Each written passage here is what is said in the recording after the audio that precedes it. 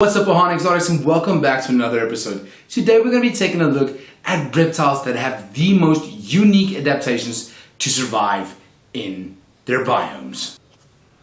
And the very first snake that we're going to be talking about is the rattlesnakes. These guys have adapted in a incredibly interesting way of defense, right? So everybody knows the rattlesnake. These guys are probably the most iconic American snake out there, especially the Western Diamondback or the Eastern Diamondback over here. And then you get like a list of other rattlesnakes: cascables, Mississaugas, pygmies, Yurikones, speckled, yada yada yada yada yada yada yada. The list just goes on. So why are these guys making the list of reptiles that have adapted in an incredible way to survive?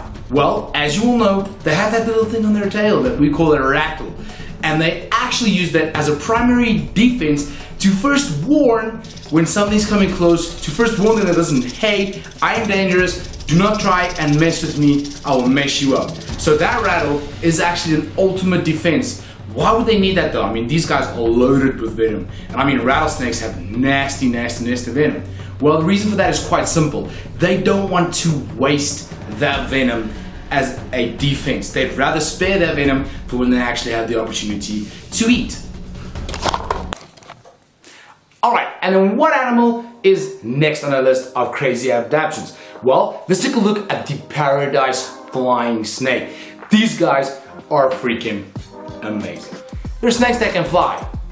I mean, who wouldn't like that? Now, can they actually fly? No, they can't. They actually jump and glide. They've adapted their ribs in such a way that they actually flare open their ribs. Like you guys can see over here, they flare open their ribs, glide to tree to tree, and they use this as a primary getaway mechanism. So if they feel threatened or something's chasing them, they simply just go to the edge of the tree and then leap all the way over to the next tree. And that's another reason why these guys have made the list of reptiles with extremely unique adaptations to survive in the wild.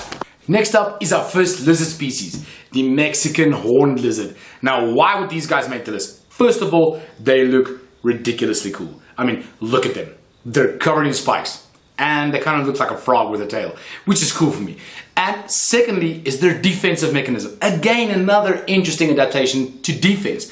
Their defense mechanism is actually where they squirt blood like from their eye. They just go like, and then the animals that try to predate on them are like, whoa, what is going on over here?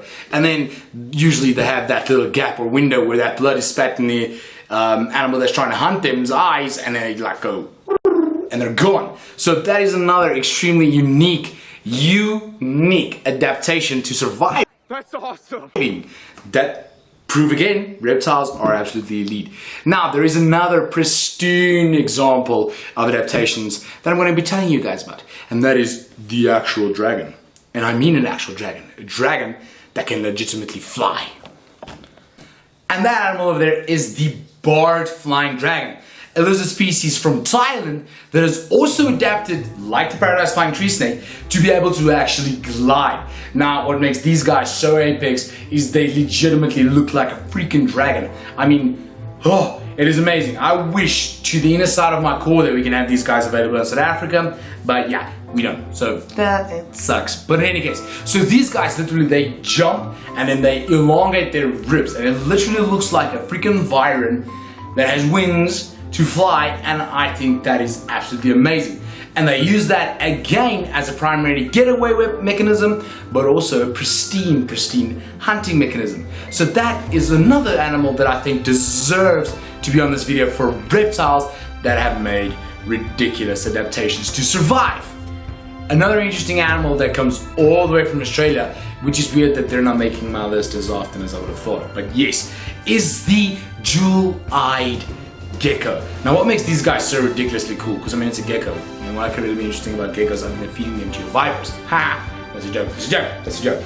In any case, what makes them that cool is they actually have a liquid that they secrete from their tails that smells foul, and they again use that as a defense mechanism. When something tries to predate them, they secrete that liquid, and that smell is vile.